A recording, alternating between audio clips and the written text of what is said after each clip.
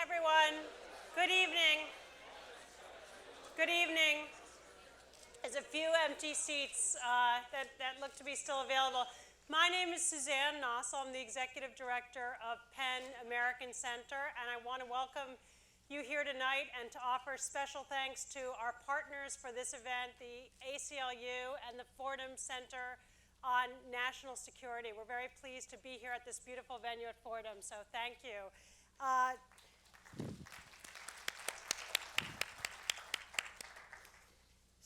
Penn American Center is the American branch of a worldwide literary and human rights organization of writers all around the world who are united in a mission to protect, defend, and celebrate freedom of expression.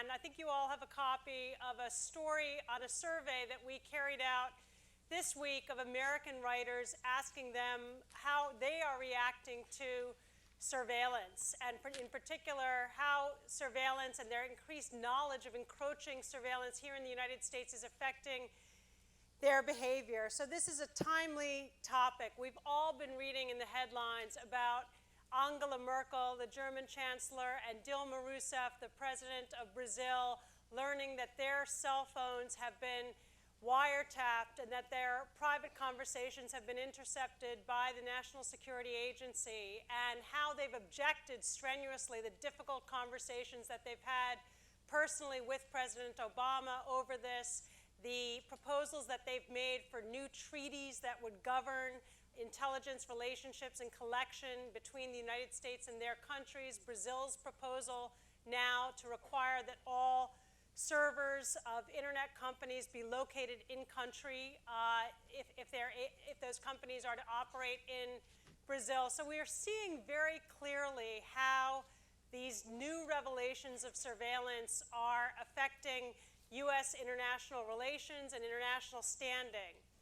But what we've heard less about is how these revelations, the kind of surveillance and interception that's happening for Dilma Rousseff and for Angela Merkel at another level is actually happening for all of us. And it may only be our metadata, but still, all that data about who we're talking to, how long we're speaking to them, how often we connect with them, all of that is being collected, harvested, and available for scrutiny and potential use. And so the questions of harm, not just at the global level, not just to U.S. diplomacy, but to our own society, to our communities, and to us as individuals. That is our topic for tonight. And I'm thrilled to introduce our incredibly distinguished panel. The first person who I know we're going to be putting up on the screen in a moment, and who we'll kick off with, provided that technology is on our side, is Glenn Greenwald. And he, as you all know, has been a columnist on civil liberties and U.S. national security for The Guardian. He's just announced he's leaving The Guardian to start a new venture with the support of Pierre Omidyar to focus on journalism and freedom of the press. He has brought many of Edward Snowden's revelations about NSA surveillance into the public realm, and done so at considerable personal risk and cost. He's a former constitutional lawyer. He's been a contributing writer at Salon. He's the author of How Would a Patriot Act, a 2006 article on the Bush administration's use of executive power. So we welcome him tonight, and I see that Glenn is up on screen, so we're very pleased to have him with us.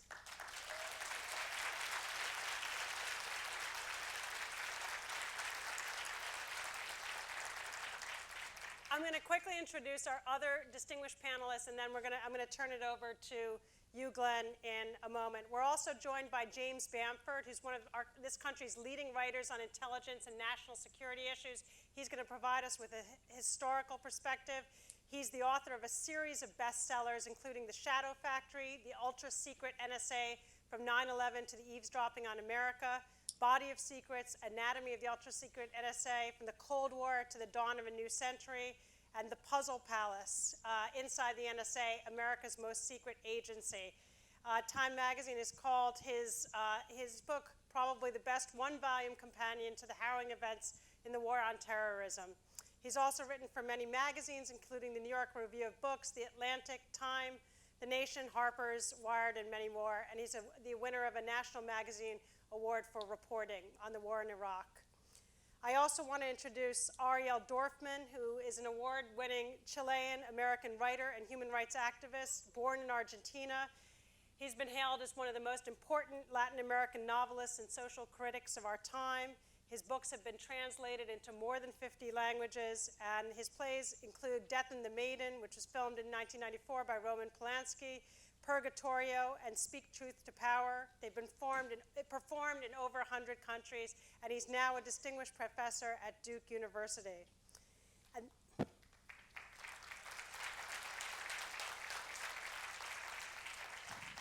that was for both James and Ariel. And finally, Bruce Schneier, an internationally renowned security technologist. He's the author of 12 books, including Liars and Outliers, Enabling the Trust Society Needs to Survive, as well as hundreds of articles, essays, and academic papers. His influential newsletter, Cryptogram, and his blog, Schneier on Security, are read by over 250,000 people. He's testified before Congress and served on a series of government committees. He's a fellow at the Berkman Center for Internet and Society at Harvard University School of Law. He's a program fellow at the New America Foundation and a board member of the Electronic Frontier Foundation. So we welcome Bruce.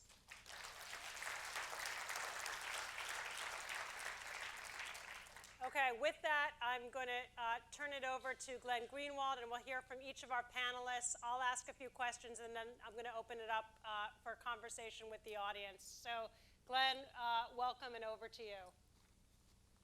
Thanks very much for that introduction, and thanks to everybody for coming tonight, and thank you as well to all the event sponsors, PEN America and the ACLU and the Center for National Security at Fordham, for inviting me here, especially given that I'm able to be on a panel with three people whose work I really, truly admire. And anybody who writes about NSA surveillance in particular owes a huge debt of gratitude to James Bamford, who has been working on these issues for a really long time and in an amazing way when not lots of people were paying attention. And so I'm particularly grateful to be on a panel with him.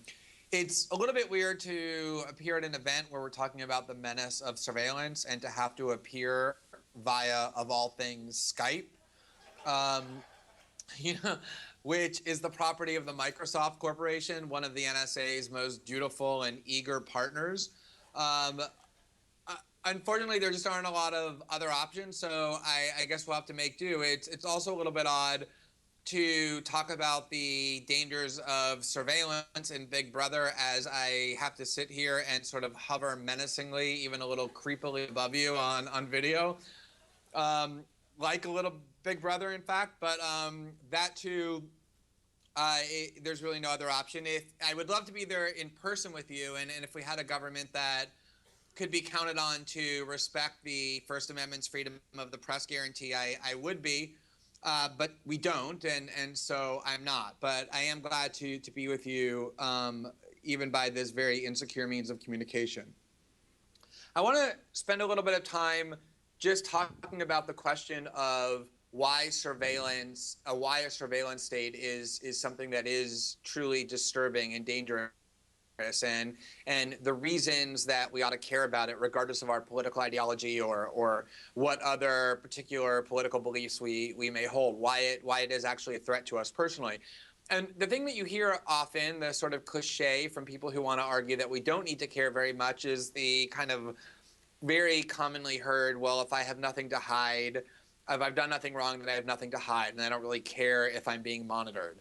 And what's really interesting about people who claim that is that it's very easy to test the authenticity of those beliefs, whether they really hold those convictions, and one finds very quickly that actually even the people who say it most loudly don't really believe it. I've spent the last 2 years hearing that, and every time somebody tells me I've done nothing wrong and therefore have nothing to hide, I always say, please send me all of the passwords to your email accounts and your social media accounts, and let me troll through everything that you've been talking about, and let me just publish at will whatever it is that I find interesting. And nobody has taken me up on that offer yet. And I think the reason for that is that as human beings, we all instinctively understand the value of the realm of privacy. We are political and social animals, and therefore have a need to interact publicly, to display ourselves publicly, to interact with other human beings. But just as essential to what it means to be human is this craving for privacy. It's something that exists across cultural realms, across time periods. And I think that people instinctively understand that that's true. They put passwords on their accounts. They put locks on their bedroom and bathroom doors. If you ask to put video cameras in their bedroom or bathroom or home and monitor them 24 hours a day, they would react with repulsion.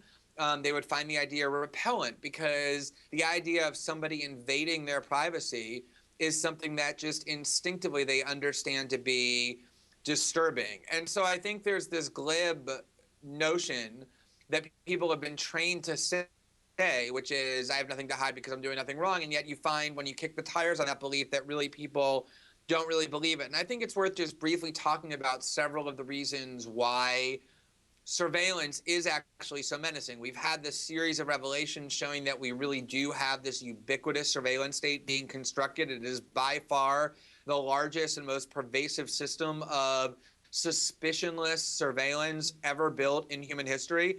And I think the fact that this story has endured for so long, has riveted people's attention around the world for as long as it has, is proof that people do understand why it's so dangerous. But it's still, I think, incumbent upon those of us who want to make that even clearer to think about ways to communicate its dangers. And so I just want to cover a few of the reasons why I think people do understand that these kind of invasions of privacy are so threatening. One is just on a political level. If you have any desire to even conserve the possibility, let alone pursue it, of challenging the most powerful factions in the society, whether that be political or corporate or anything else, the ability to communicate in private is an absolute prerequisite to that. If the state is able to monitor everything that we're saying, with whom we're communicating, how we're doing that communication, what we're thinking and reading, it's very easy to fortify itself against any meaningful challenges. And the proof of that the United States government itself knows that that is true, is that it funds and helps to develop all sorts of anonymity technology that it wants to be used by activists or government opponents in other countries where it dislikes the government. There's a particular technology called the Tor technology that enables internet users to browse the internet more or less anonymously. And the reason this is such a powerful tool is because it prevents countries like Iran or China that try and control the internet usage of the people who live in the country, or to otherwise monitor who's speaking to whom. It prevents them from engaging in that kind of monitoring. And so the United States government recognizes that the ability to communicate anonymously away from the prying eyes of the state is indispensable for engaging in political dissent or meaningful political activism. And it's true in China, it's true in Russia, but it's also true in the United States and in every other country in the world. And so a population that lives under pervasive surveillance, that literally loses the ability to communicate in private, which is the goal of the NSA, is a population that loses a very substantial portion of its ability to engage in dissent or challenge the most powerful factions. There's a second and related point, which is that knowledge, as the aphorism goes, is power. The more that you know about a reading what their fears are, what their networks are, what they're pursuing, the more easily you can control and manipulate them. And what's really remarkable is that in a standard, classically healthy society, the way that things are supposed to work is that people who exercise public power, government officials and government agencies, are supposed to be more or less completely transparent with very few exceptions. They're supposed to be completely open. That's why they're called public officials. That's why it's called the public sector, because it's supposed to be conducted on behalf of the public and out in the open. And conversely, private citizens, people who aren't in government power, are supposed to be more or less completely shielded from scrutiny, except in very rare exceptions. Private individuals, as the name suggests, are supposed to engage in their life without anybody monitoring or storing or collecting what it is that they're doing. That's how a healthy society functions, where the balance of power is preserved. We have completely reversed that, so that not only does the state, through the NSA and other agencies, learn and monitor and scrutinize more and more and more of what we're doing. Not only is more and more of what we're doing less private than ever, that is happening at exactly the same time that the state has vastly increased its own secrecy powers, so that we know less and less about what they're doing, and the wall of secrecy behind which they operate is more impenetrable than ever. It's really almost like a one-way mirror. They see everything that we're doing while we see nothing about what they're doing. And the NSA story has been the classic, perfect, illustrative case, because they have built this ubiquitous system of surveillance without the knowledge of virtually anybody on whose behalf they're building it, because they've done it in complete secrecy. And that's the dynamic that repeats itself over and over, and it truly and radically alters the balance of power between states and populations. And then the last point I want to make is that, and this I think is probably the most important in terms of how a surveillance state damages society, it is the way in which it operates on the individual level. Human beings radically alter their behavior when they know that they are being watched by other human beings. There are all kinds of studies that prove that this is true. If you're talking to a friend of yours, and you should do this the next time you're talking to a friend of yours, pull out a tape recorder, and without really any advance warning, just stick it on the table and press record, and just say to your friend, look, I'm not actually going to ever play this for anybody. I just want it for myself because you spout such amazing wisdom that I want to be able to listen to it more than just once at home late at night, and I just want to be able to bask in your wisdom, and I'm going to just tape record what you say. Instantaneously, your friend's behavior will change in all sorts of ways. They will become much stiffer, more formal. Their range of the opinions that they're willing to express will become significantly contracted, because they now know that they're being recorded, being watched. And therefore, they're much less willing to engage in free-flowing forms of human expression.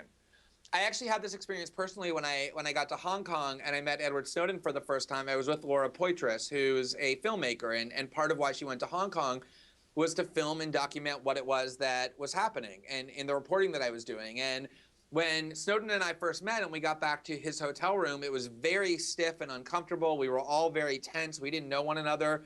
And we started talking and trying to get to know one another. And the minute Laura turned on the camera and mic'd us and announced that we were filming, I instantly noticed that our body posture became stiffer. We became even more tense than we already were. And having free-flowing social interaction became much more difficult, because the minute you know that you're being watched, the less free that you become. And if you think about how that functions on an individual level, I think it's very easy to understand. It's really only when you're in a situation when you don't feel that someone's judgmental eyes are cast upon you, monitoring and watching what you're doing, do you really feel free to test limits and to engage in creativity and to explore different ways of being and to defy societal orthodoxies and mandates? It's really in the realm of privacy where dissent and creativity and exploration exclusively reside. And a society in which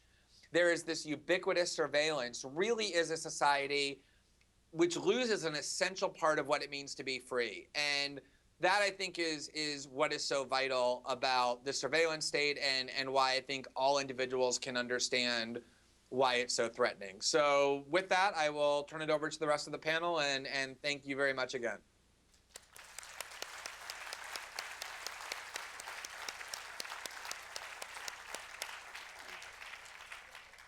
Thanks so much, Glenn. James Bamford. Thank you. Really great being here, and terrific panel to be on. And I want to thank Glenn. I got tremendous respect for him. I've been following NSA for many, many years, and I was telling Bruce earlier that every day is sort of like waking up at Christmas. Every time I read these things about that I've been wondering about for many, many years. When I first started writing NSA, very few people really even knew about it. I was doing a book tour after the Puzzle Palace came out, and one of the people in the car with me that we were sharing the car going over to a TV station was Senator Bill Bradley, and he said, "What's your book about?" And I said, "It's about NSA," and he said, "What's that?" and I ended up trying to explain to the senator what the largest intelligence agency was. He wasn't very happy after the show because they asked me on the show, how secret is it? And I said, well, even Senator Bradley said he didn't know about it. And he ended up taking a separate car back. Originally, the old joke was that NSA stood for no such agency or never say anything. And I talked to a few people up there now, and they're starting to say, well, now it stands for not secret anymore. So again, I want to thank Glenn for contributing to that new definition of NSA now. Because it couldn't have happened without a lot of work. And it's very hazardous, I know, having written this for many years, to deal with people who are whistleblowers, and it takes a lot of courage to get this information out. So I have a lot of admiration for Ed Snowden and Glenn Greenwald and Laura Poitras. I thought it'd be useful to give a little background because people think that NSA had never heard of NSA, a lot of them, until they started picking up the newspapers last June.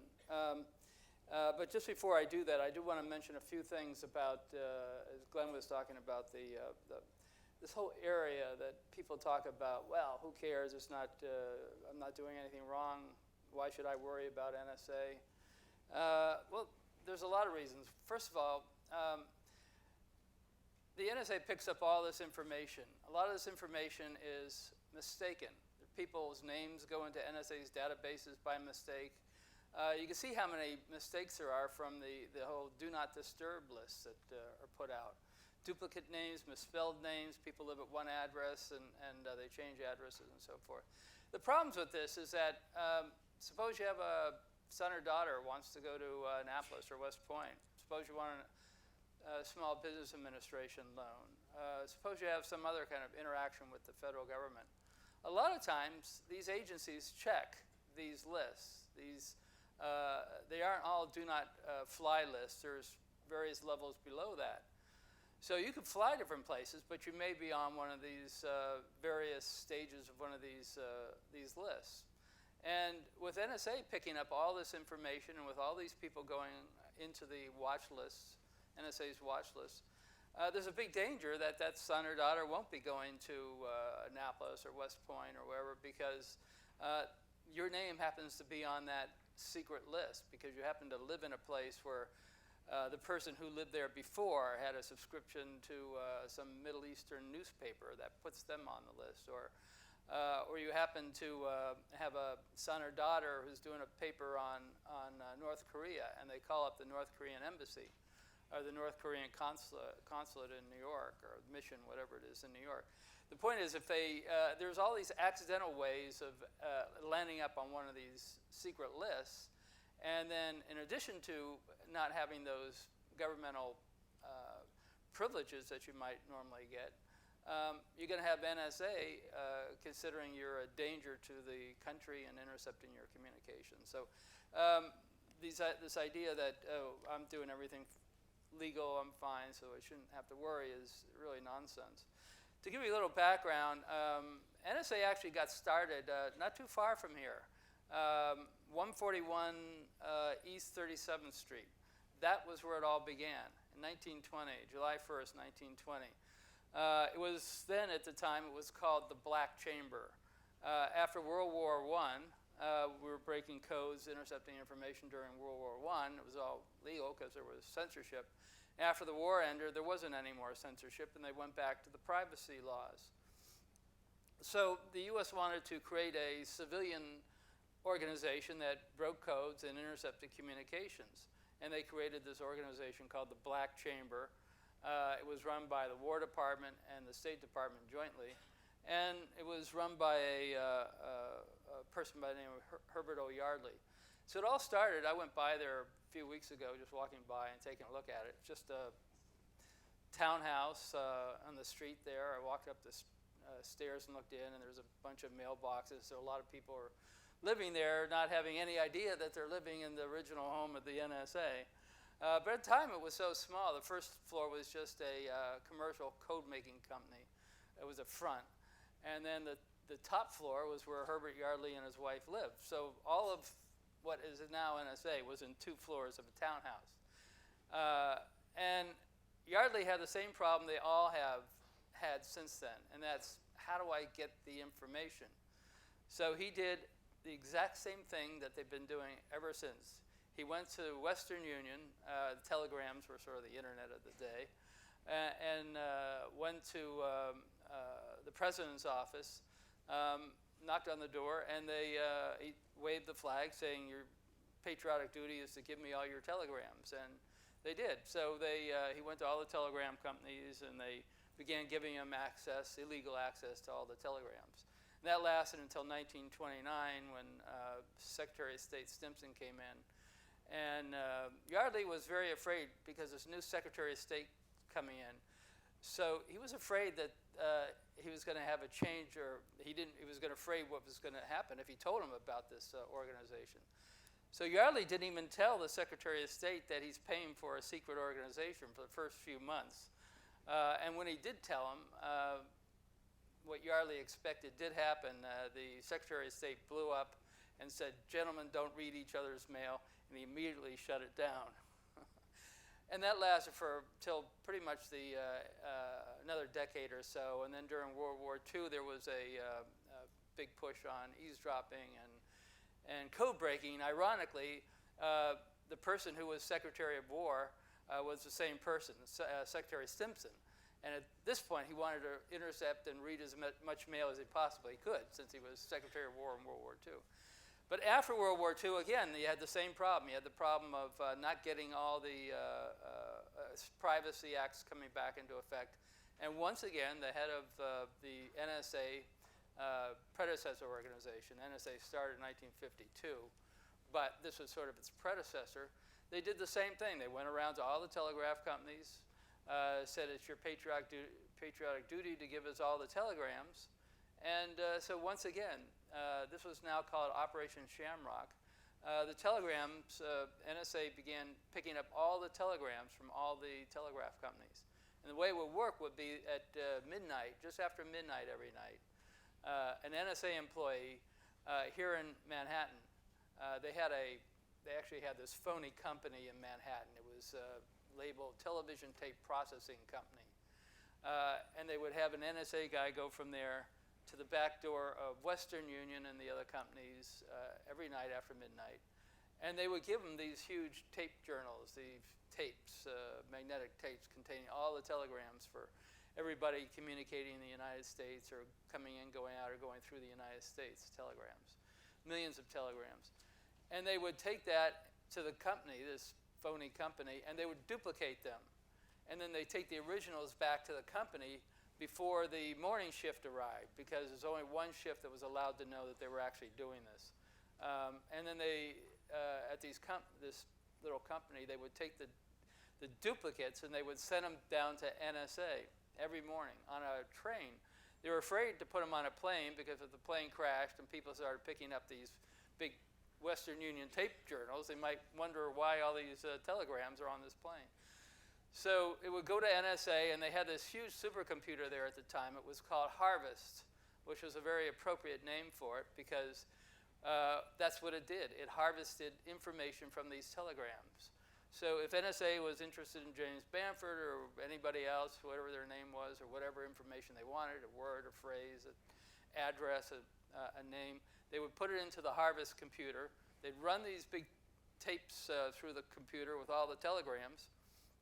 And anybody that came up in that search would be on NSA's watch list and put in NSA's database. That lasted for 30 years in absolute secrecy. And again, this is a law school, so I don't have to remind a lot of people that if you want one telegram, the government wants one telegram, you need a warrant and so forth. But this was all telegrams for 30 years. Went to NSA under Operation Shamrock, and that was discovered in 1975 by the Church Committee. Frank Church was a senator, formed the committee, and it did the first extensive look at NSA. And they created the Church Committee, and they found this, which was really surprising to everybody that this had been going on. So they created a corrective measure, which was creating the Foreign Intelligence Surveillance Court. The whole idea here is you create this court that will act as a buffer between the NSA and the public, so that if NSA now wants to get a telegram or eavesdrop on some communications, it would first have to get what they call an order from the FISA court.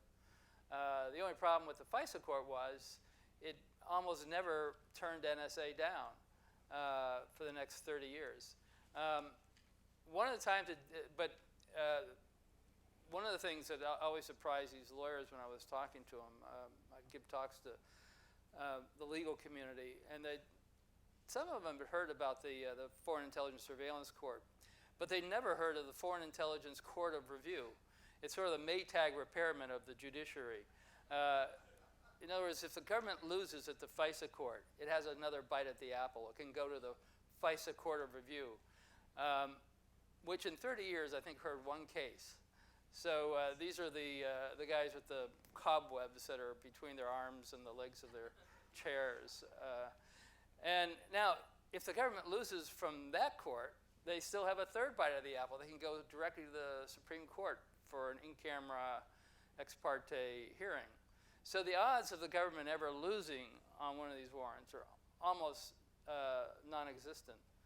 Anyway, that lasted for 30 years until the George Bush administration came along and started the warrantless eavesdropping. So that's the area we can start talking about once we start the questions and so forth. But that's a little historical summary. And I'll turn it back to the panel here. Thanks so much, James Bamford.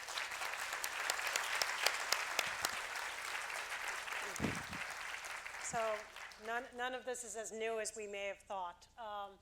Over to you, Ariel Dorfman. I think Ariel's going to use the podium.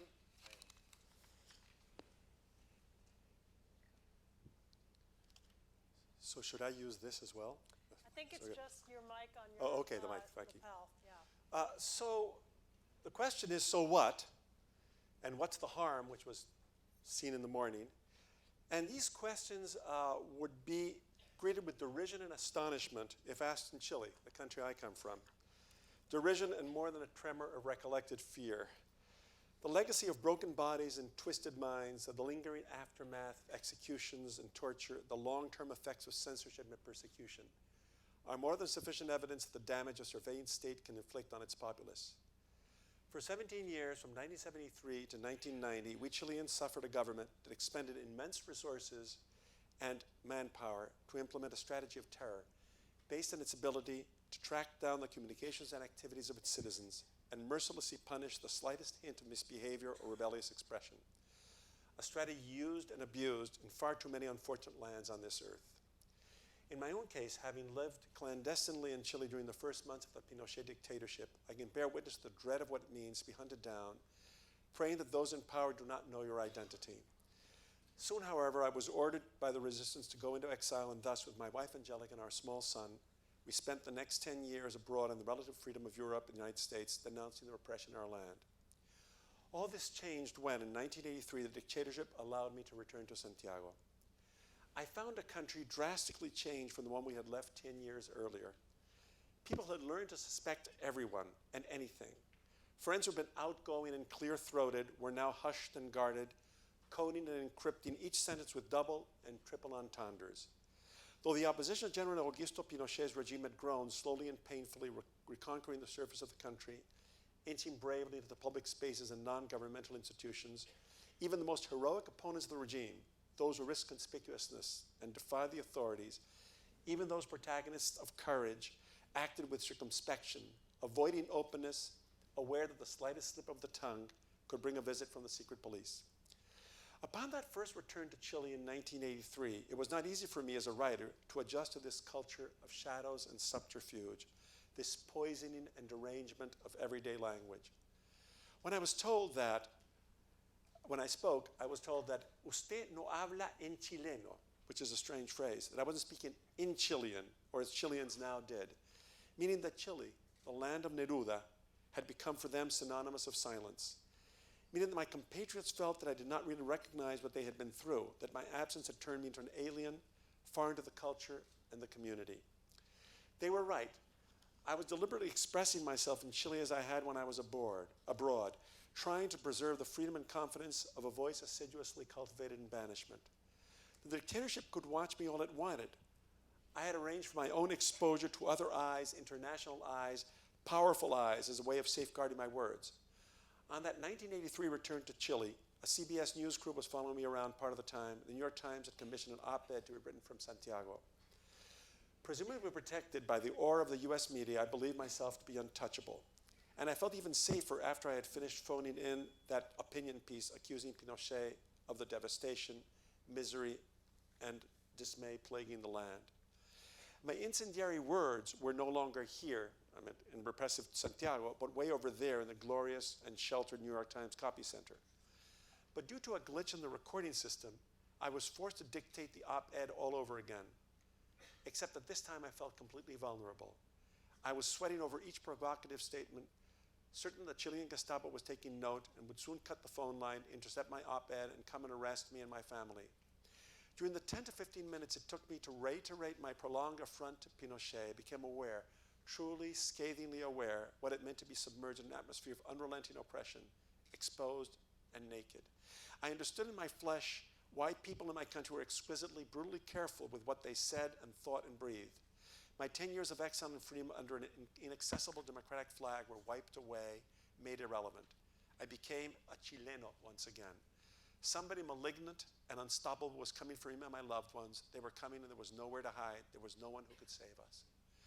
That initial panic attack lasted for many hours, and then as it subsided, my very prudent, fearless wife convinced me that my reaction had been irrational. The government couldn't possibly be that much in control, listening to every conversation, pinpointing each subversive statement, monitoring all contexts and intersections. It couldn't possibly translate my English into Spanish instantaneously and act on that information. Couldn't possibly discern my location, find me if I wanted to go underground. It could predict what I would do. No government could know that much about me, but perhaps it could. Many years later, I discovered how overwhelming and pervasive that invasion of privacy in Chile under Pinochet's regime of terror really was. While filming a documentary in 2006, we visited the Fundación Salvador Allende, discovered that in its previous incarnation, the house where the Fundación was now lodged had been the headquarters of one of the dictatorship's surveillance centers. We descended to the basement, and there we found, and now I want to show a clip of what we found there in the basement of the Salvador Allende Center. Todo esto era el mismo aparato. Esto es como... Escuchas. Y todo este piso eran oficinas donde estaban los tipos escuchando Could we stop a teléfonos, second, please? incluso. Because we can't see. I hope the NSA is just as inefficient, though. No, they're wonderful. They're up there. We tried it out 3 times already.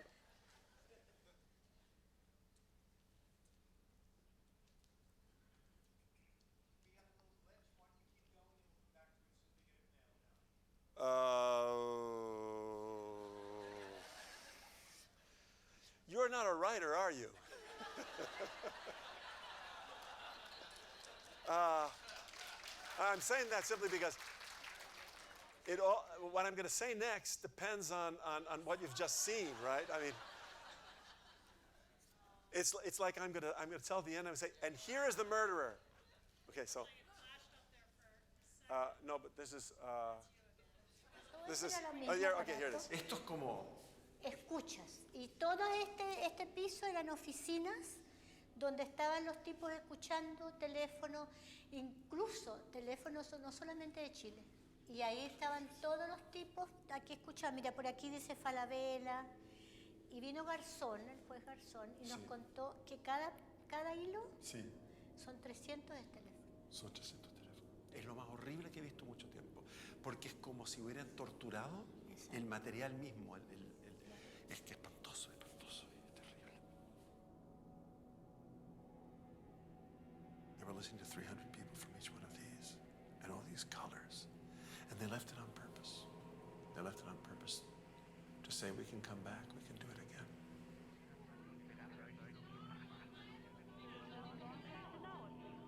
I think that nothing represents the atrocities of Chile and the twistedness of what happened to us in this. It's like each one of this is a life. This tangle of terror, really. The crossing of the wires, you know. There's that sense of the electricity going through here, the messages going through here, the words, our words here, inside here, and being captured by these people and listening to them. listening to us.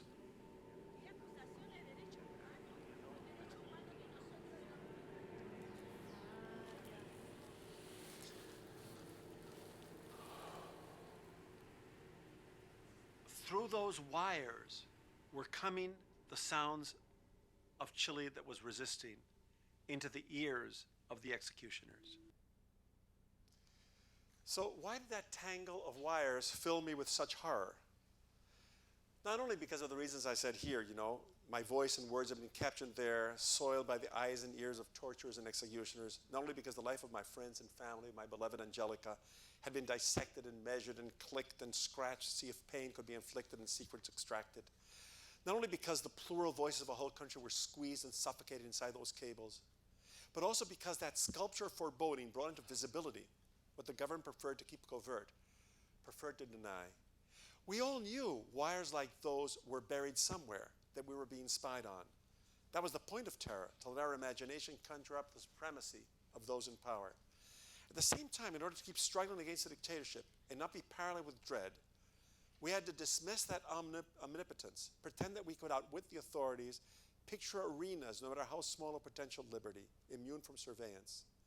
So that warped jungle of bright filaments confirmed our worst suspicions, made me really see the flaunting extent of that interference in our lives, awoke me to the danger we had been in, a danger that was not merely remote, belonging to faraway yesterdays. Who is the guarantee that someday someone might not activate a network like this one all over again? Someday, someone?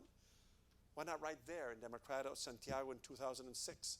Were not similar links and nexuses and connections and eyes and ears doing the same job, eavesdropping, collecting data and voices and knowledge for a day when the men in the shadows might once again be asked to act lethally?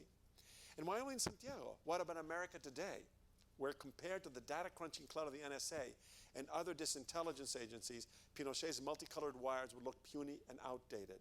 What about elsewhere on the planet, where democratic governments far and wide systematically spy on their own citizens? Aren't we all in harm's way? Most people in the United States and other countries subject to the rule of law would respond by taking comfort in the distance between a dictatorship like Chile and the sort of open society they inhabit. And rightly so. It's heartening the revelations about NSA illegal snooping and overreach have been met by a massive critical reaction in the press, in Congress, and of course abroad, because of the leaders, right? According to what we've heard, at least that's what they tell us, significant changes in the way eavesdropping will be authorized or already on their way.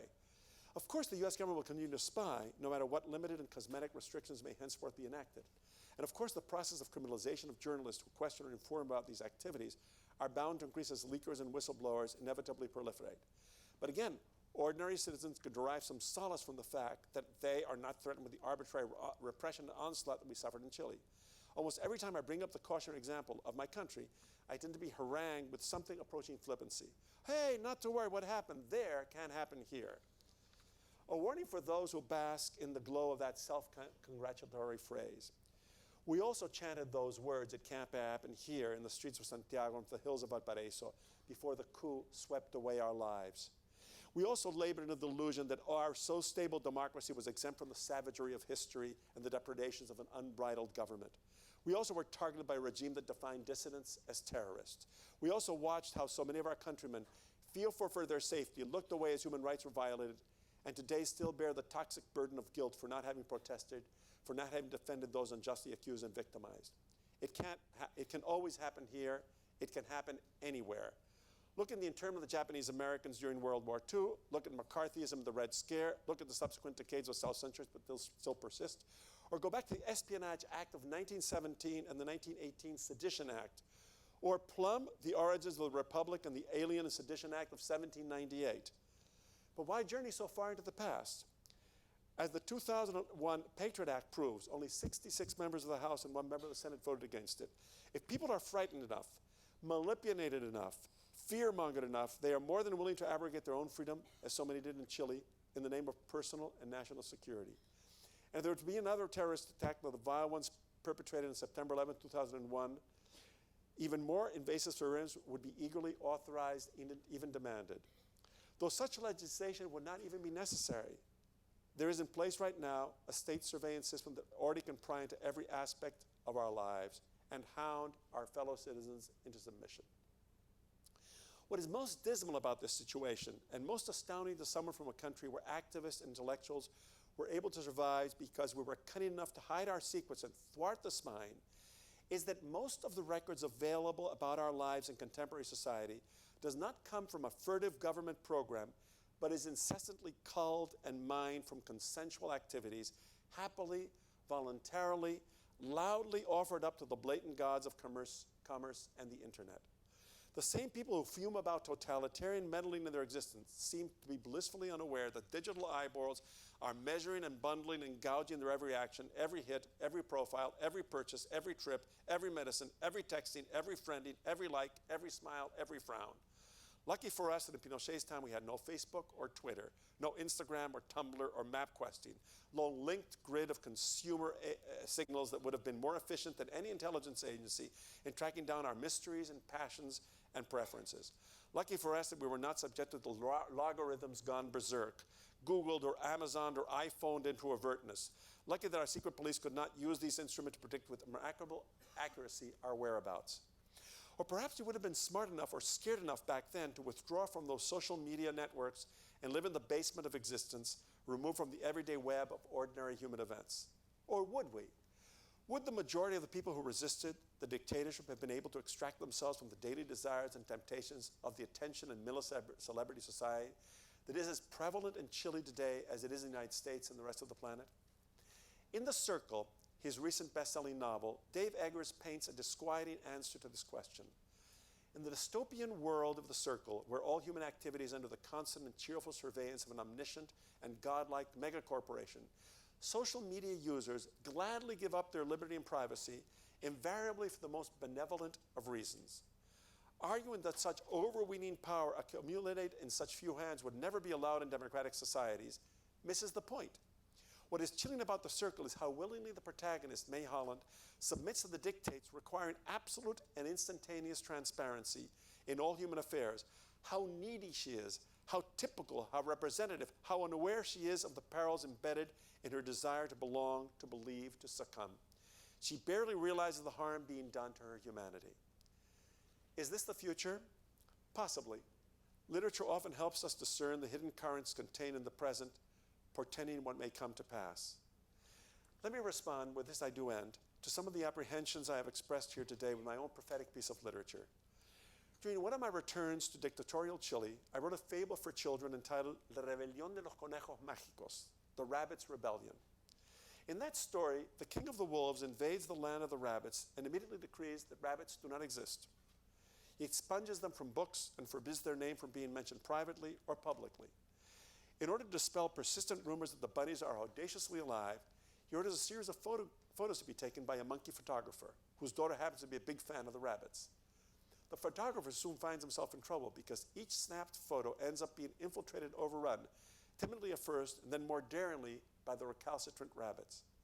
No matter how much the photographer of the Wolf King's counselors try to erase their presence, the mischievous ears of the rabbits keep intruding at the margins of the photo. And when his wolfiness erects a gigantic throne to prove that he is invulnerable, the rabbits finally decide to move out of the photos and into reality, munching away at the legs of the throne until it comes crashing down. The last words of the story belong to the little monkey girl who would not let her imagination be subdued, who kept dreaming of rebellion despite the fear and spine that reigned in that kingdom. I trust that the last words of that children's story written decades ago during a brutal dictatorship still resonate today. The world, the story says, the world, the story predicts, the world is and was and will always be full of rabbits. Thank you.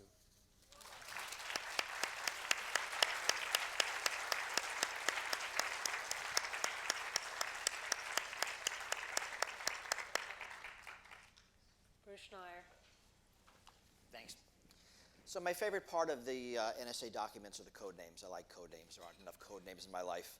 One of the most recent code names we learned about is Muscular. Muscular is the NSA's program to collect Google and Yahoo user data by eavesdropping on the connections between the various Google data centers around the world. This is different from the NSA's program to collect Google user data by eavesdropping on the links between your computer and the Google Yahoo server you might use. We don't know the code name for that one.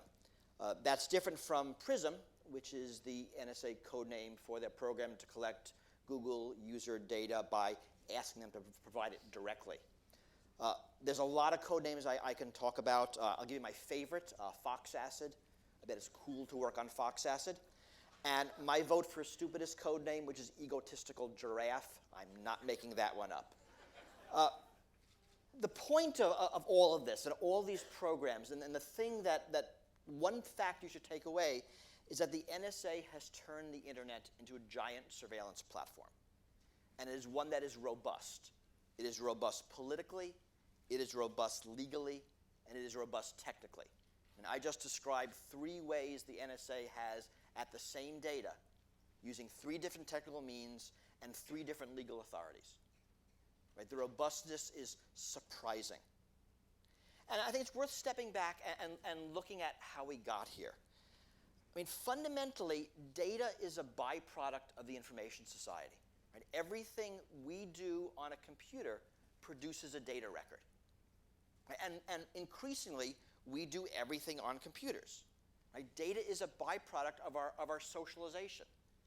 Instead of meeting face to face or even talking on the phone, we talk via email, we talk via IM, we talk on Facebook, right? And these produce data records. And as these data records are produced, they're collected and they're increasingly stored and correlated and used. Right? This is a pure function of technology.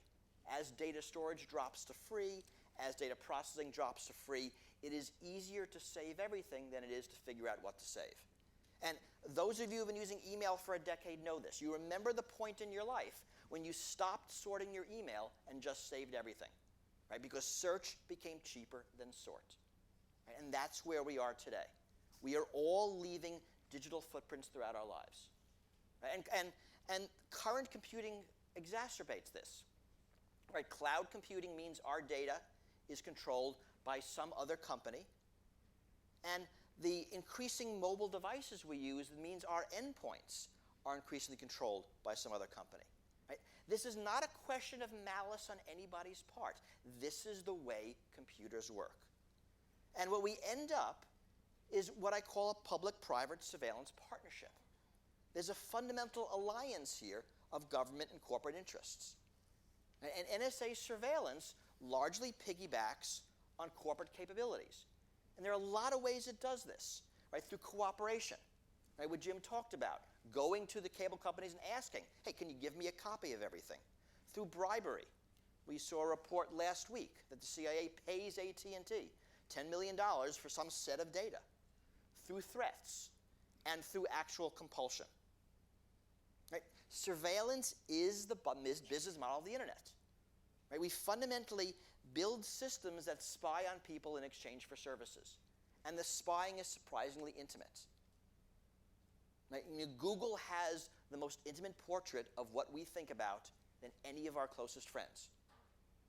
Right? Every morning, we pick up a surveillance device, put it in our pocket, and carry around it throughout the day. We don't think of it that way, but that's what happens. Right? And this is the grist for the mill, both corporate and government. Right? You said the word, it's only metadata. And I think it's a very dangerous way to think about it. Metadata equals surveillance. And it is an easy thought experiment. Imagine you hired someone to eavesdrop on somebody, a detective. That detective would put a bug in their room, in their car, in their office, and you get a report of their conversations. You ask that same detective to put someone under surveillance, you get a different sort of report. Where they went, who they spoke to, what they purchased, what they read. That's all metadata. Metadata equals surveillance. When Obama says, don't worry, it's only metadata, he's saying, don't worry, you're all just under surveillance. Right?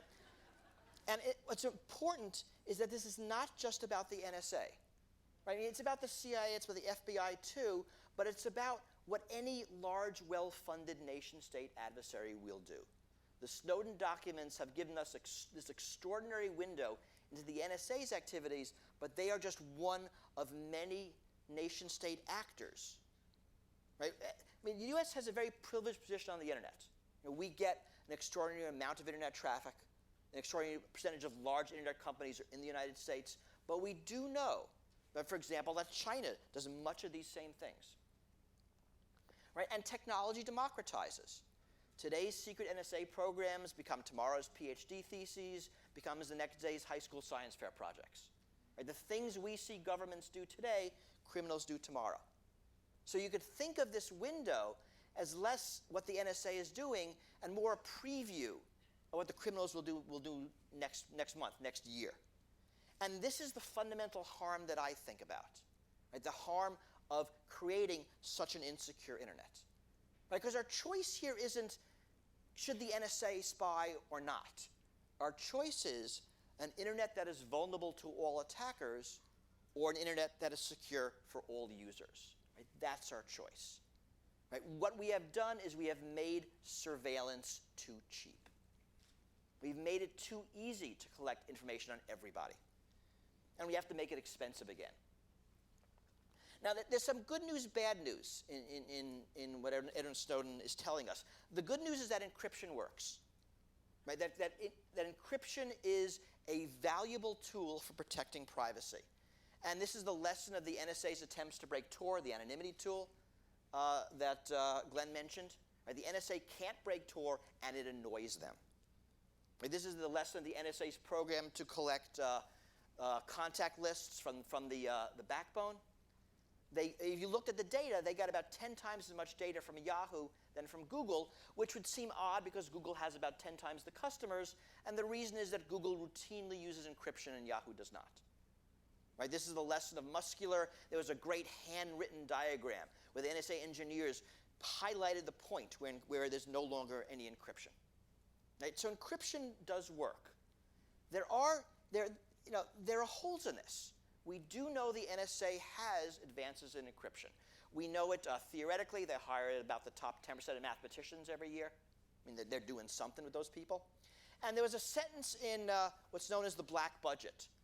James Clapper, the director of national intelligence, was writing an introduction. And there's a sentence which pretty much, there's no context to it. I'm going to read it to you, and the words are important. We are investing in groundbreaking cryptanalytic capabilities to defeat adversarial cryptography and exploit internet traffic.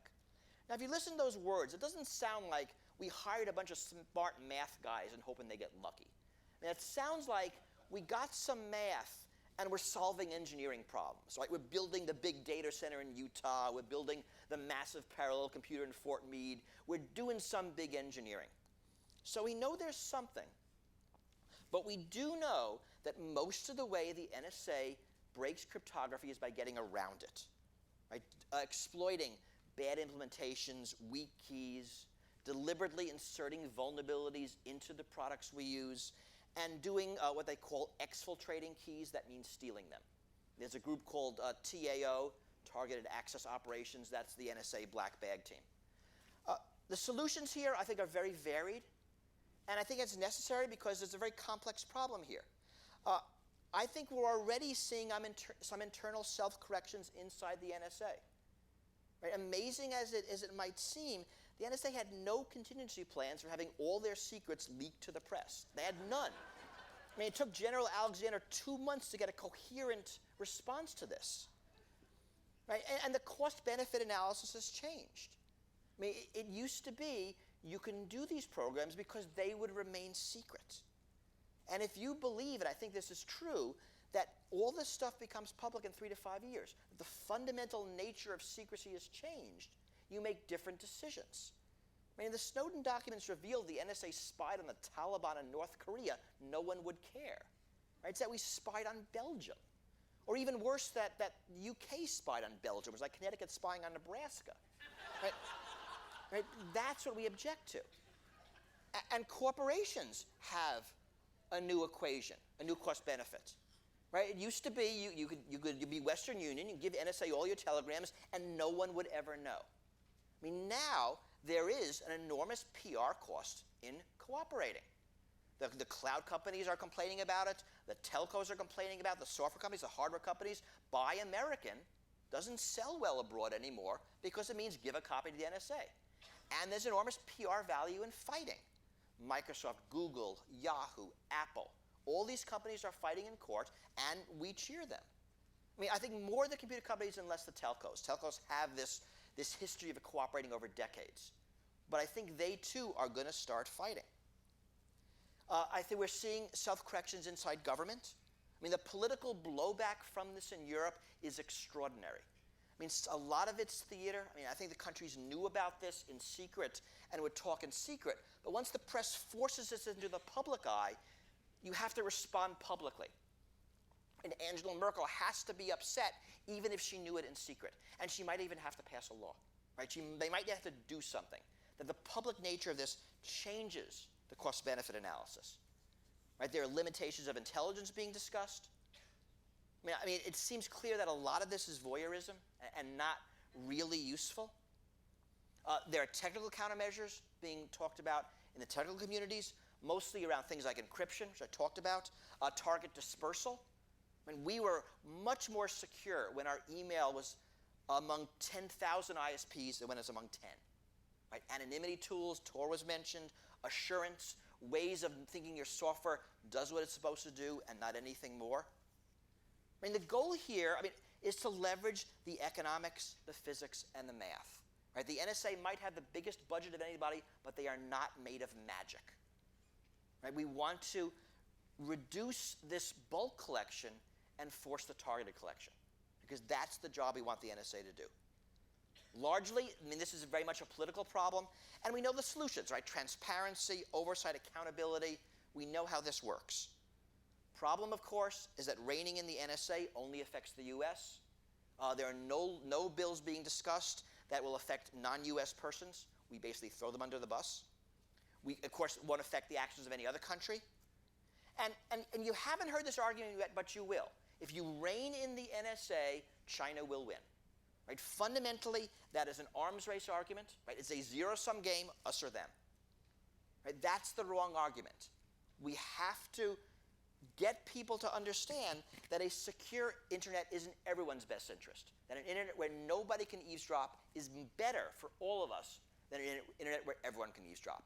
Once you do that, a zero-sum game becomes a positive-sum game, and we know how to deal with this. It's hard, but it becomes no harder than money laundering and nuclear proliferation or human trafficking.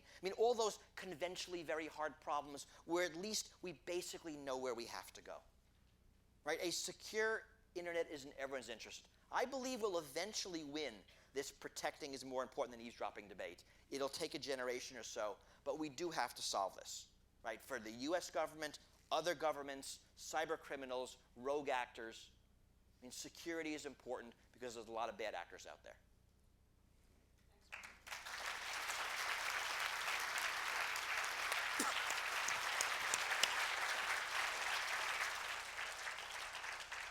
All right, so I'm going to start with a question that picks up where Bruce left off. Bruce expressed optimism that we will, in some way, shape, or form, get this under control and that there will be regulation and a more secure internet. But I think they're also listening to this panel speak. I think there are reasons to believe the opposite. What James Bamford has told us is this, it really is nothing new. It's a high-tech version of something that's been going on for almost 100 years. It's better, faster, cheaper, more expansive, and more powerful, but that this is a frog that's been boiling for a long, long time. And Ariel Dorfman has pointed out that embedded in all of this is the voluntary forfeiture of privacy that each of us does every day as we tweet and email and hit like and post to our Facebook account that and bring a GPS device along with us, that we're forfeiting our privacy as we go along. And so many people, when they read, and the Pew polls show this, when they read about the Snowden revelations, more or less kind of shrugged their shoulders because they'd kind of already given up and surrendered what they then learned that the government was trying to take away from them. So the question I have, I guess, and I hope we still have Glenn here, and that he'll pop up back on the screen, is whether here he is, godlike. Whether people agree with Bruce and whether you think the revelation and the fact of the stories, and Glenn obviously has played an incredible role in this, bringing it to light and mobilizing opinion, whether you think that's going to be powerful enough to bring meaningful change. James, I'll start with you. I'm a pessimist because I've been writing about this for a long time and I've never seen any change for the positive. It always I mean, one exception was after the Church Committee came out, they did create the Foreign Intelligence Surveillance Court, but it was a fairly weak mechanism to correct the system, and it was bypassed fairly quickly and easily by George Bush without any oversight by the intelligence agencies. It was the New York Times that broke the story. It wasn't the Senate Intelligence Committee.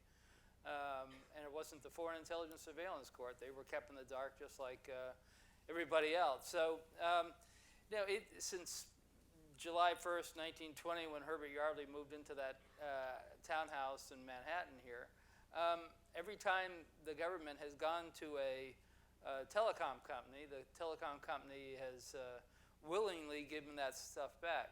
And there was some hope when Barack Obama was running for president, because one of his campaign platforms in the early days was that he was going to not support increasing power for NSA as it was going through Congress at the time, the Foreign Intelligence Surveillance Amendments Act, which pretty much legalized what the Bush administration was doing.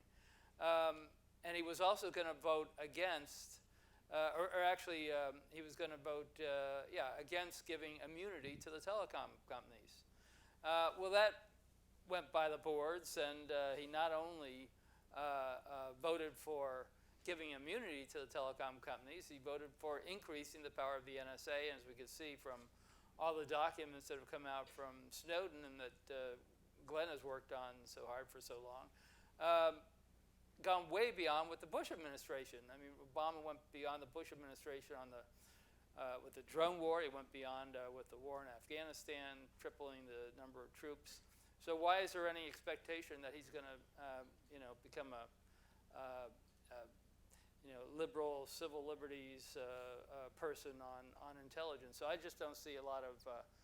There may be some temporary relief, but I think eventually it'll just go back to where we are. Okay, I'm going to ask Ariel and maybe Glenn just to comment very briefly, and then I do want to turn it over to the audience. Yeah, I mean, I'm pessimistic about where this is going, and optimistic because they're going to screw it up. No, what I mean by that is they are. If you think, Tom Engelhardt wrote a little piece that I read today coming here in the plane, and he said, with all this snooping and all these billionaires and all this money they have, they've got everything wrong. They didn't know about the Arab Spring. They didn't know about this. They didn't know about that. There's the big things. They missed them. And I remember when Jesse Helms denounced me on the Senate floor as being an agent of disinformation, et cetera, he had an amount of information about me from the Chilean secret police, and half of it was baloney. It was wrong. So behind all those wires, which are horrible, which I hope have filled us with dread, there are real human beings, like an Edward Snowden, let's say, they're listening, right? They're going to reveal these things. And also, they themselves are human. So it always comes down to the human beings themselves, and therefore, as I say, I'm pessimistic about where it's going, but I'm optimistic about humanity itself. Supreme faith and incompetence, great. Well, supreme faith in human decency also. That's a little more encouraging. Right. Glenn? Yeah, so it's interesting, Ariel's point about how they're incompetent and they get so many things wrong, and it's true they do.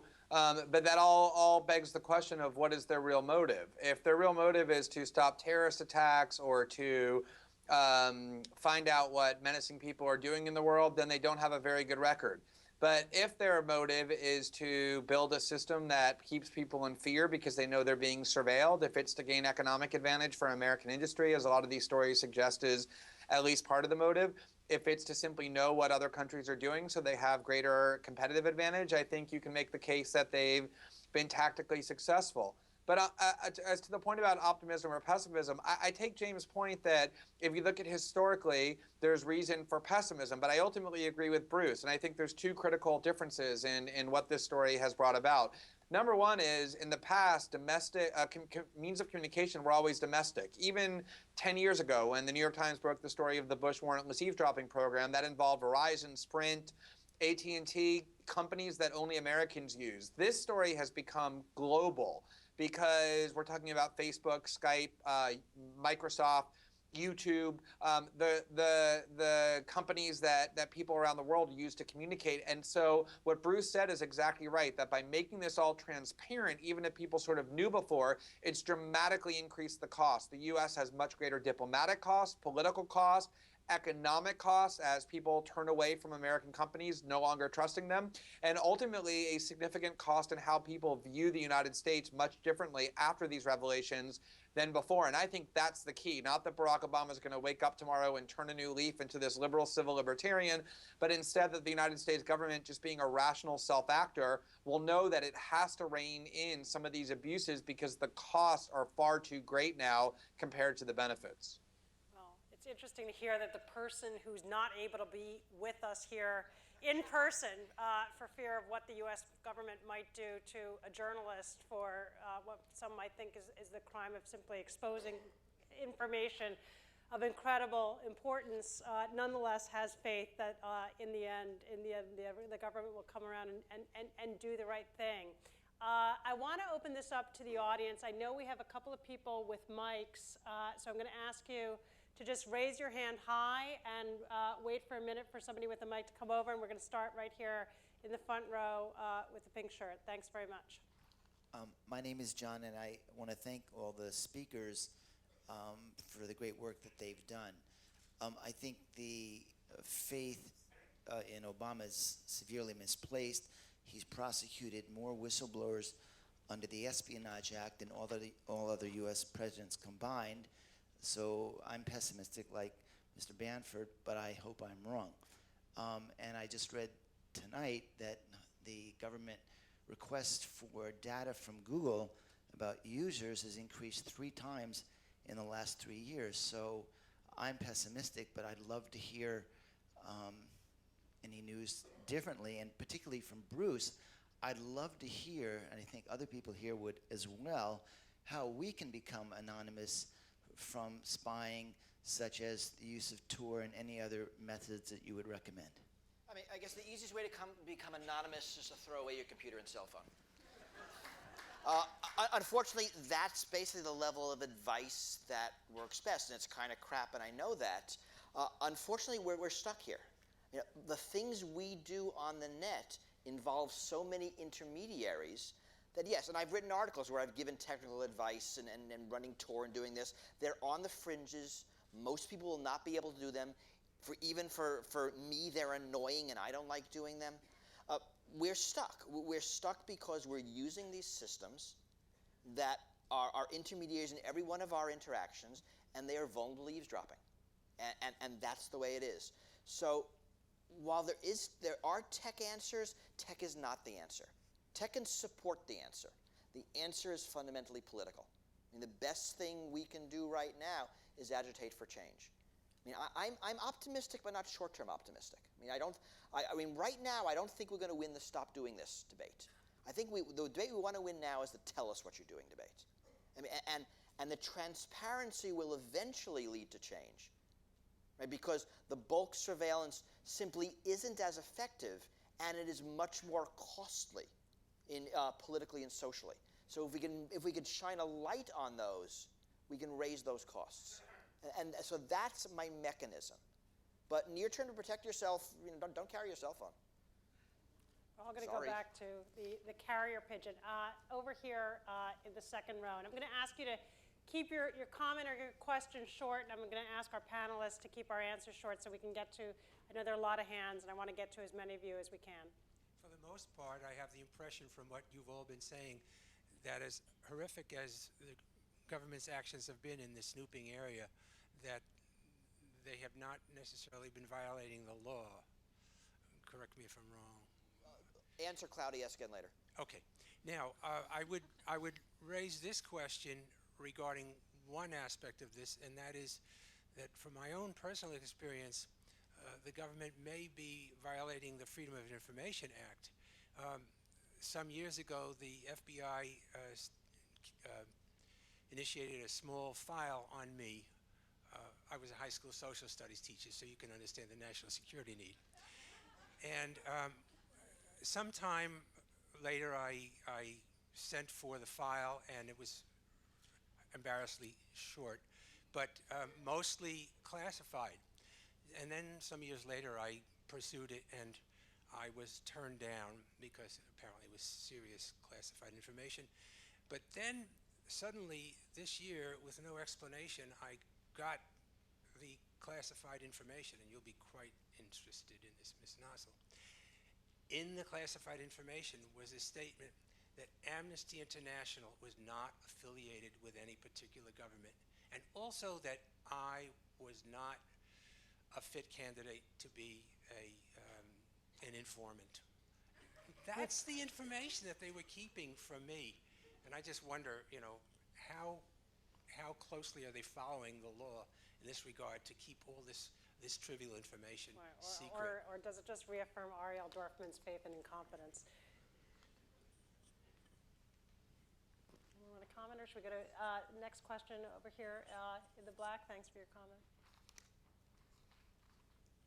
Yes, on behalf of many of us who have been working, particularly since the Bush regime's war on terror, to stop the illegal wars, the torture, and their surveillance, the comments of Glenn and Ariel about the chilling effect of surveillance on dissent and protest really strike home. But I'll tell you what we find when we're going out among the public, which comes from Obama on down. The surveillance is necessary to keep us safer. And I'm really asking you guys, you're the writers, the poets, the researchers, how do we go out to the people and what do we tell them to counter this lie that we're safer because we're surveilled and the whole world, vast whole populations are surveilled? James? Yeah, what I say a lot of times is, this whole terror hysteria is just what causes so much of this. Since 9/11, there's been less than 24 people killed by terrorists that are associated somehow with Al-Qaeda, and that's including, the 13 that were killed by the Army major and so forth, and 2 in Boston, which were really not related to Al-Qaeda and so forth. So in that same period, you've got 360,000 people who were killed by gun violence.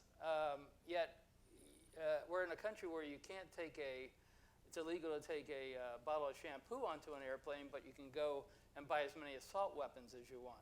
So none of this makes sense, this terror hysteria, the fear-mongering, but that's what generates the public support for these surveillance methods, because the government says, we're keeping you safe from terrorism. But that's how I try to bring it up a lot of times, by showing this comparison by why we allow people to buy handguns, assault weapons, and so forth, but not, but we have so few terrorist incidents. So I think getting back to reality, I think, is important. I think this is a fundamentally hard question. I mean, because the argument of terrorists will kill your children, right, stops rational debate. And when you're afraid, you'll give up anything. I mean, and I can produce lots of analyses that too much noise obscures your signal, too much data and the false alarms overwhelm anything you're doing, and we can support this. I mean, there's lots of arguments that this bulk collection is not effective and is not cost effective. But you still have General Alexander going in front of Congress and saying, if I had these powers, I could have stopped 9/11. Right? He says that. And no one looks at him and says, you couldn't stop Boston, right? When one of them was on the terrorist watch list, and the other one had a sloppy Facebook trail. Right? What are you talking about? You don't get that kind of pushback, but that's the reality. I mean, if this was effective, the Boston bombing should have been a gimme, right? But it was never seen. And so there are lots of reasons, but when you're arguing at that emotional level, terrorists will kill your children, you suddenly can't make any of the arguments, and this is hard. Ariel? All I want to say is that fear is contagious, and so is courage. So it depends on everybody here, that's all. I mean, it's just a matter of enough people speaking out. If people really were really against it, there would be 500,000 people in the mall in Washington, and they would stop it, or be on the way to doing that. I'm not saying it would stop it, but they would move it. So it depends on people taking a stand and not being scared. Don't be scared to raise your hand. Right over here wondering if the people that we are, and I admire what you guys are doing, but the people that we're trying to save, do they want to be saved? And I ask this because when I look at what business people call the commercial space, what I see is people who are not only willing, but more than willing to give over what you are describing as privacy that could be used in harmful ways. And I wonder, even with something like Google Mail, which is allegedly free, it's given to universities and other places free, but it consolidates all of the communications for a university or for any organization. I'm wondering if people, I'm optimistic because of you guys. I'm pessimistic because you say it's human. And humans like freedom, and they also like free things. And they give over, I mean, what's free? I mean, lunch is not free. What is free about a service that says, don't run your own server here at Fordham because it's cheaper to just build a bigger server? Well, we'll build it for you. Just put all of your communications on it. In the commercial space, it's being mined for sentiment analysis, and nobody seems to mind. The people that I speak to, Yes, to check. exactly. But no, are the people we're trying to save aware of it? And if they aren't aware of it, how can we make them aware of it? Because they don't seem to be caring. They're voluntarily giving information. And I think it's true in the commercial space, but also in the academic. I want to give Glenn a chance. We can't see you, and if you want to come in. So did you maybe want to comment?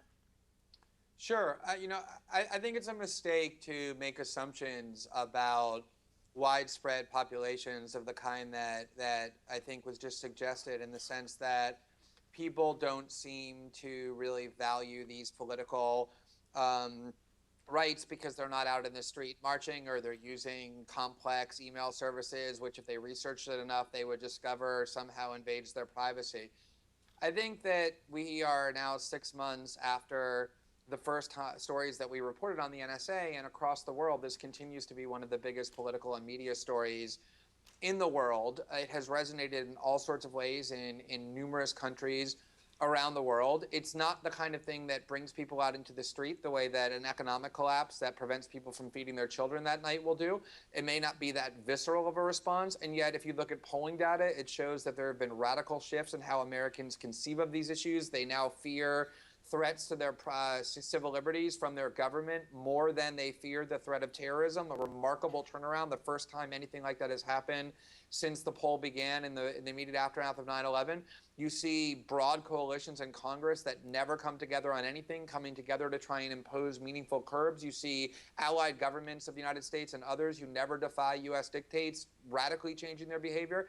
And I think that is because people feel invaded by these systems. That doesn't mean that they monitor these debates as carefully as people who are professors or journalists and have the luxury of doing it can do. They don't have the ability to study every different email system that's sophisticated to learn which compromises their privacy most. But I think on the broad level, the reason this story has endured in the way that it has and riveted people's attention is in large part because people have been horrified to learn of just how invasive these systems have been built without their knowledge. And it implicates democracy, it implicates their views of journalism, of the United States, of their leaders, their privacy, and ultimately their relationship to the state. And I think the changes may be slow and imperceptible, but they're very, very real. Thanks. Time for, I think, just a couple more questions. I want to give this side of the room a chance. So I don't know where our mic people are, but if there's someone who can go to the lady with the blue scarf in the back, thanks.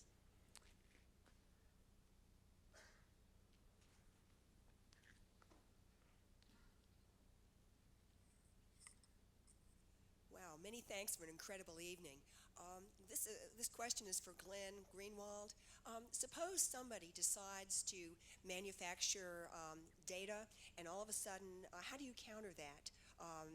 Suppose dissidents suddenly found that they were being, hey, your metadata, your telephone metadata, shows that you're talking with terrorists, and you were in Times Square right before that bomb went off. How can we ensure that all of this surveillance would not be warped and turned against us in a very oppressive way? And also, Glenn, has Alan Grayson heard from Eric Holder about your being able to come back to the U.S. safely? So just to answer that second question first, no, sadly and shockingly, the Attorney General has not yet gotten around to answering Congressman Grayson's letter about whether or not I can safely return. Say a word, Glenn, about that letter and what it asked?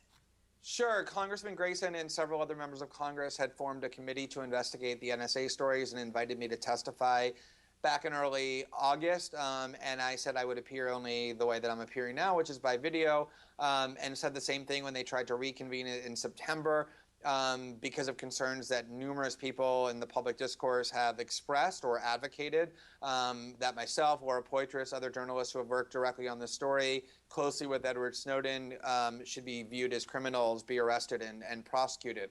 And so there are lots of people now trying to get clarity from the Justice Department as to whether or not we would be guaranteed safe return to the United States.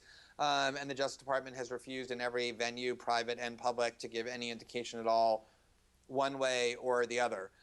Just to address the question of abuse, I think it's important to realize that we're not in the dark about the question of whether or not this kind of surveillance is likely to be abused. We have a very long history in the United States, and as Ariel pointed out, in Chile and lots of other countries, most other countries, where we know that when surveillance powers are permitted to be exercised in the dark, they are not sometimes abused or usually abused, that just human nature renders the abuse inevitable. It will always be abused. And when you combine that with this mentality that says the U.S. government has the right to assess people's guilt in secret, without any trials, without due process, meaning to put them in prisons in Guantanamo or even kill its own citizens by drones based on secret assessments of guilt, what you're doing is creating a system that is not just doesn't have the potential for abuse, but is inherently abusive. And you're absolutely right. Those kinds of assessments will be made all the time by national security state officials based on who you're talking to, how often you're talking to them, where you are when you talk to them. Those are the assessments made when we decide whose lives we're going to end with no trial by drones. And it's the assessment made all the time in secret about which Americans are sufficiently suspicious to warrant greater levels of surveillance, and how anybody could be comfortable with that level of secret surveillance, given our own history and the history of other countries, is, I think, quite mystifying. I just wanted to clarify something about incompetence. I think incompetence is generalized in the sense that they can't do everything to anybody every time. But they're very competent when they want to do something to someone specific right now, right then, right? So the question is, how do people understand that they will be the next one, or they could be the next one, and that there could be a mistake and they could be the next one? So I think it's a problem of empathy in that sense as well, and of really understanding the danger of that. I just don't want to think that they're so incompetent, that they're not going to do anything ever. It's not that at all. If they want to do something to somebody, they will. And the reason, it's obvious, Glenn Greenwald is not here on the stage with us, right? They know that they can stop him from coming to this country, basically with a threat. And they're not answering a question why he's not here. They won't even say why they will not let him come here, or if he's in danger coming here. Okay, I think we have time for, unfortunately, just one more question. Lady with the black hat in the second row, and there's a mic coming down. I want to just, I want to say a little something about what Mr. Greenwald just said, because I think what he said and what the gentleman that's talking about Pinochet said is pretty much the most important things here. We, as citizens, allowed a lot of the things that have taken place to take place under Bush because of the fear of terrorism and the 9/11 situation. And so we had the Patriot Act, and we have all these other things that set the stage for this type of abusive surveillance to take place. And now we've moved into the Obama era, where those things have been not just continued with the Bush administration, but has actually been exacerbated and added to. And one of the things that we need to kind of understand is that we should have impeached Bush when he was doing the nonsense. And now we're at the stage where this president that we're with now actually is complicit with it. Instead of validating what Snowden accomplished, he chose to treat him as a criminal. And so therefore, we have a situation where he is fully aware, he's complicit, and he knows about these witch hunting intents. So intent is the issue.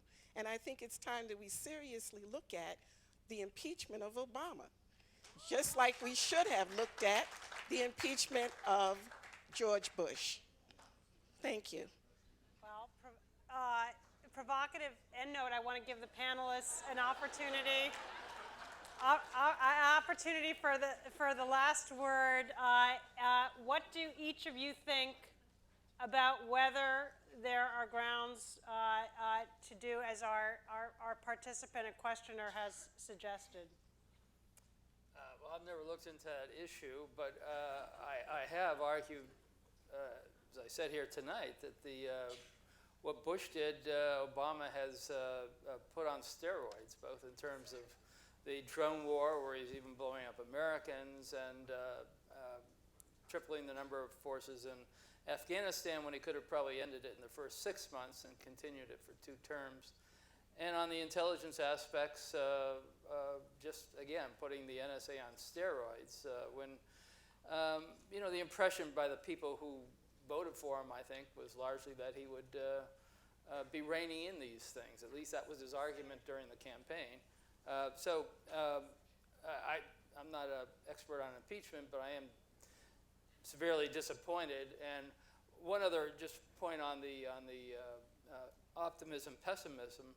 I'm optimistic also in the fact that there is far more attention being paid to this now. My pessimism stems from the fact that we're just one more terrorist incident away from going back to where we were before. It's just this push on terrorism, and you get one more terrorist incident, and all the reforms are out the window. Ariel? Yes, well, Bruce has brilliantly explained what politically needs to be done. He has said, we need to make sure this is transparent, so that when we have total transparency, we can then move on to the next stage. If I'm quoting you wrong, that's what it basically is, right? So if impeachment helps that, then that's what we should do. I don't think it helps it particularly. I don't think that's where the thing is. That's not the point. The point, I think, in this case is to move in the direction of trying to force the government to tell as much as possible. In fact, they should tell everything, because Snowden's going to tell it all anyway. So, yes, I think one of the worst things about this is that it happened under both parties. And it could be Republican versus Democrat, but these programs worked under both parties. But also that's why there's possible for change. That this isn't a red versus blue issue, Republican versus Democrat. That you have James Stensenbrenner, staunch Republican, who very much wants change, who wants to rein in the NSA. On the other hand, you've got Dianne Feinstein, who wants to give the NSA everything they want. But the fact that the coalitions are not normal, that are not straight party lines, means there could be some movement on this issue. That it won't be the standard Washington gridlock, because you don't have the standard Washington factions.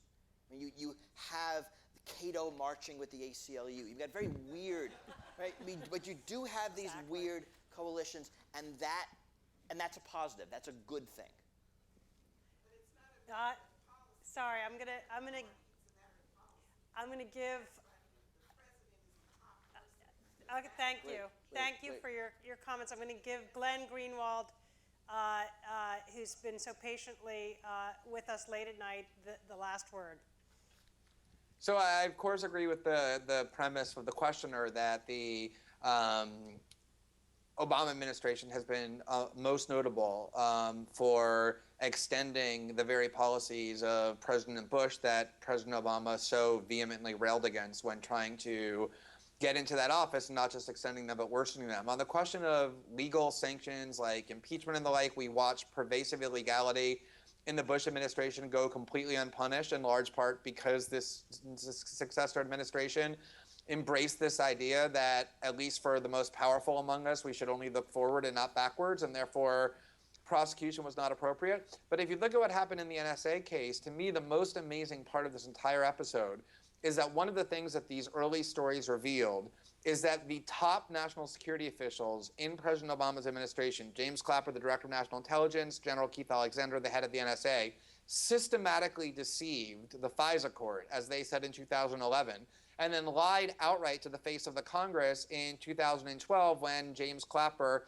vehemently denied that the NSA was doing exactly that which our reporting demonstrated it was. Lying to Congress is every bit as much of a felony as anything that Edward Snowden is alleged to have done, yet not only has James Clapper not been indicted the way Snowden has, he has kept his job. He hasn't even been fired. We know that the head national security official lied to Congress, and yet all these brave journalists and other commentators and liberal pundits love to go around saying Edward Snowden should be put into jail, and yet never say that and would never say it about James Clapper. And this is really the heart of the problem, is for so long, all of these top officials in Washington have been able to do everything that they want to do in total secrecy, with no transparency, with no accountability. And I think on the optimism-pessimism question, what will ultimately determine that is whether we change that dynamic, whether we finally bring transparency and accountability to these officials who wield the greatest power, because right now they have none. And that, more than anything else, has been our objective in doing the reporting that we've been doing. Okay.